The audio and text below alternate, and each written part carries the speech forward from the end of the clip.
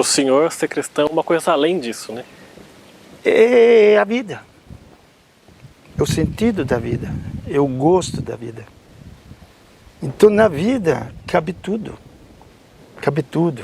O nascer, o viver, o trabalhar, o morrer, o sofrer. Isso é vida. Então, nós temos que dar uma resposta a isso. Então, quando estava lá, um grupo que vivia junto comigo, que agora estão quase todos lá no hospital, nós íamos começando uma experiência. Aí já vamos entrar, porque não posso dividir a estada em Jacareí depois da construção do hospital. Mas daí você faz a pergunta que quiser. Antes disso, eu queria saber uma coisa. O senhor se adaptou bem ao Brasil logo que chegou? Não estranhou nada? Além da língua, eu estou falando, mas se adaptou bem? A língua, eu muito cara de pau, eu falava de qualquer jeito. O povo tinha que me entender. Mas ao país também o senhor se adaptou? Eu não me adaptei ao Brasil. Os brasileiros que me adaptaram. Eu fui recebido com um carinho imenso, imenso, imenso. A gente vinha de fora. Tanto que mesmo a naturalização brasileira que eu tenho, não fui eu que pedi. É quase gozado, não? Me foi oferecida pelos amigos brasileiros, porque eles não queriam que eu voltasse para a Itália.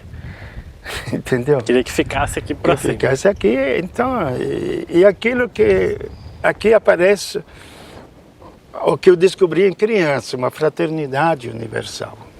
Você pode ter nascido aqui, pode ter nascido lá, nasce onde está sua mãe, quando você tem que nascer.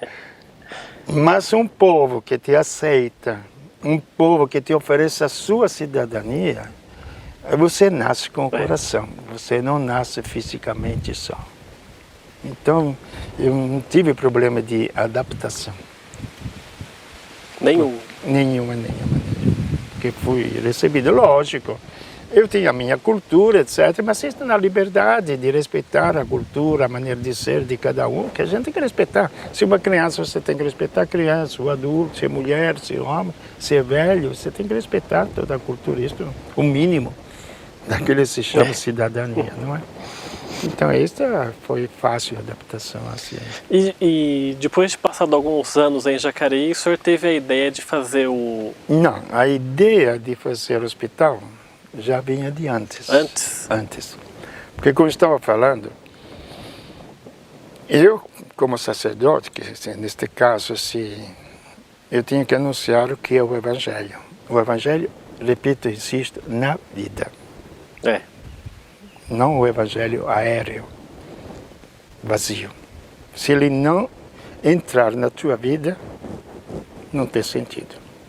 Aí qualquer religião serve. Qualquer forma esvairada de pensamento, etc., vira religião, onde que vem os fanatismos, etc., etc. Aí nós tínhamos esta experiência que se falava tanto do sacerdócio, para dizer como eu sou cristão, o fundamento. O que é o sacerdócio? O sacerdócio é aquele momento onde o padre recebeu um poder de Deus de transformar o que é simples matéria, o pão, no próprio Deus, que é Cristo. O que é simples matéria, que é o vinho, no próprio sangue de Deus, que é o sangue de Cristo na cruz. Então, isso é cristianismo. Então, se falava e se fala tanto do sacerdócio dos leigos. Então, o que é? Eu meditava muito. Também porque estava fazendo esses encontros de jovens. Encher as igrejas em poucos meses. Os cursilhos, enchia a igreja. Aí todo mundo pensa, não, vai dar um lugar na igreja, ser catequista, fazer isto, fazer aquilo. Eu falei, mas não é. Eu não estou pegando os cristãos para dar emprego para eles dentro de uma comunidade fechada. É um anúncio de uma realidade que existe fora disso. Que o cristão é cristão, onde ele trabalha, na sua casa, onde que ele vive, onde ele sofre, ou não é cristão. Não adianta. Aí começamos, com os contatos que tinha, a fazer um grupo daquilo que é o princípio da vida, a maternidade. Então as mulheres que faziam parte da comunidade, falei, vamos aprofundar o sentido do que é a maternidade, onde nasce a vida. Vamos procurar as raízes mais profundas. E descobrimos coisas maravilhosas. Nós chegamos a ter o parto sem dor, sem nenhuma técnica. Nenhuma técnica. Entende? Então, aí vários casos, as próprias doenças, etc., que eram amenizadas. E no Pio XII tinha começado... No hospital? No Hospital Pio XII, em São José, as freiras tinha começado uma aula de terapia de câncer lá no Hospital Pio XII. E a experiência delas, que eles me contavam, foi linda. Gente com 26 anos que morria como anjo. Morria como anjo. Aceitando a morte, numa visão logicamente diferente, que a morte não é o fim. Mas a morte é um encontro com Deus. Tinha toda uma preparação. Toda uma preparação, então eles preparavam as pessoas nesta visão e modificavam todas as pessoas. Aí nós queríamos fazer um centro para desenvolver, sobretudo a maternidade. Não tínhamos ideia do hospital. Era só um embrião só. Era um embrião. Foi doado, foi até incrível porque foi para Jacareí. Porque o hospital ia ser para São José. Era para ser em São José. O primeiro coisa do hospital foi feito lá em São José. E o primeiro terreno foi oferecido em São José.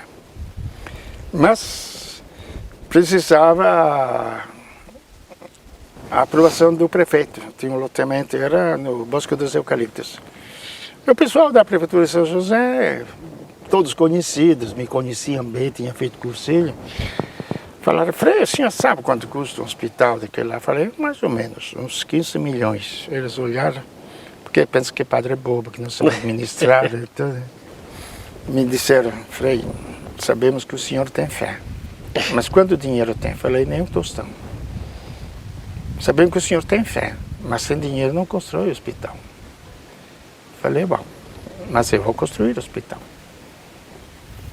Aí o dia seguinte, em Paulinho, parece que trabalhava na prefeitura, muito conhecido, era o Paulinho com os jovens, já tinha começado a vender uns livros para dar um dinheirinho para fazer o hospital. E foi a família Moreira, falou, por que o Frei está vendendo esse livro? Quer construir um hospital. Eu falei, ué, aonde? Em São José. Mas por que não em Jacareí? Porque aqui ninguém ofereceu o terreno. Eu falei, não, mas nós temos terreno para oferecer. Aí a família Moreira ofereceu o terreno. Onde é hoje o hospital onde é hoje o hospital. O hospital do Frei, né? O hospital do Frei. Aí começamos a construção do hospital, porque uma pessoa falou, por que só um centro? Porque vocês preparam as pessoas para o parto, depois tem que mandar para o hospital. Então faz tudo. Aí, de uma ideia pequena, surgiu a possibilidade de fazer também o hospital, onde pudessem nascer as crianças e aí por diante. Em algum momento desse período de construção do hospital, o senhor temeu por não dar certo ou quis desistir porque achava que não estava no caminho certo? O senhor não. Nunca? Não, porque antes de eu fazer as coisas, eu penso muito. Eu tenho que achar um motivo. Se eu achei que é um motivo válido, aí eu vou com tudo. Entendeu? Então, se eu começo um caminho, não se volta atrás. Poderia não ter dado certo por outros motivos, mas não meus. Eu nunca podia desistir. Por exemplo, eu te falo uma coisa. Eles que falavam que sem dinheiro não constrói hospital. O problema que eu nunca tive na minha vida, em todas as obras que eu fiz, foi dinheiro. Eu nunca pensei neles. Poderia até contar um monte de laços de dinheiro que chegou na hora, assim, providencialmente, tudo. Nunca tive problema de dinheiro. Tive problema com pedreiros, com isso, com aquilo, mas dinheiro nunca. Por quê? Aí está a fé, é providência. Ou existe ou não existe. E hoje o hospital lá construído dá um certo orgulho para o senhor ver o hospital pronto, já com tantos anos de tradição. Hoje não, nem penso. Nem pensa nisso? Não, nem penso porque, veja bem, lógico, não é que na época veio alguma tentação de vaidade, não sou isento disso, não entendo. Mas examinando bem, nem penso nisso porque eu considero a vida um serviço. Você terminou o serviço, vai fazer outro serviço. Outro objetivo, né? Outro objetivo. Então, terminou, não fico orgulhoso. Depois, vendo também como surgiu, eu não tenho merecimento nenhum. Sabe a oração que eu fiz quando começamos a construir um hospital? Eu me ajoelhei. Foi 2 momentos principais. Foi a minha fé. Então me ajoelhei e falei, Deus, você criou o céu, as estrelas, o universo, do nada, oceanos. O que custa para você construir um hospitalzinho tão pequenininho assim? Então, o que eu tenho? 2 braços, 2 pernas, um corpo e uma cabeça. Isso eu coloco à disposição. O resto você vai ter que providenciar. Olha, eu não sou louco de trabalhar, de me matar de serviço. Se você não mandar dinheiro, eu paro. Como qualquer empreiteiro, se o dono que constrói não manda dinheiro, ele para a obra. E você vai ter que me pagar do mesmo jeito. Entendeu? A fé é muito simples, a minha, complicada. E fui em frente, por isso fui tranquilo. E outra, eu fiquei lá, vendo toda a obra que devia ser construída, com a planta, tudo. Eu olhei a Sebracê que estava lá na frente. Falei, bom, Vitória, eles tinham, naquela época, me falaram que tinha gasto 215 milhões nos anos 80 de dólares para construir a Sebracê. Falei, Vitória, eles tinham dinheiro, tinham capital para construir a Sebracê. E o seu capital para construir o hospital, qual é? O meu capital é o povo. Ajuda, né? Se eu conseguir, não é somente ajudar, se eu conseguir transmitir a ideia do que queremos fazer, com certeza o povo vai ser o capital. Até que um dia aconteceu um lance bem bonitinho. Nas quintas-feiras eu confessava na matriz o dia inteiro. E veio, escutei uns passos lá fora do quartinho, tinha o gerente, que já funcionava a Sebracê, o Mário, muito amigos, entrou lá dentro. Falei, vocês não vieram para confessar, Mário? Não vinham confessar. Falei, tá bom, o que é? E o engenheiro alemão que tinha construído a Sebracê. Não, porque desde de manhã ele está me azucrinando que está vendo construir o hospital e quer saber quais são os recursos para construir o hospital. Falei simples. Você tinha o capital que vinha da Suíça, naquela época era, e você construía. Eu falei, o meu capital é o povo. Aí naquele dia, quando eu saí, era quinta-feira, eu tinha que confessar, e confessava o dia inteiro, não tinha 1 minuto sequer, a não ser a hora do almoço, um pouquinho de descanso, depois era uma atrás da outra, até às 7 da noite. Então eu não podia me distrair nunca, tinha falado para Deus, olha, hoje eu não posso absolutamente pensar em dinheiro, você tem que se virar, porque eu tenho que confessar hoje. Aí, o que aconteceu? Que ele falou, eu sabia, um engenheiro alemão, eu sabia que tinha algo diferente neste hospital. Posso fazer parte deste povo? Falou para o senhor. Ele entregou um cheque, que era exatamente, era 13h30 da tarde, o cheque que era exatamente a quantia que precisava para pagar os operários aquele dia. Eu liguei logo para a Mara, que administrava lá, falei, Mara, olha, Deus já mandou o que a gente precisa, então pode agradecer. Entende? Por isso que eu não tinha como ter medo.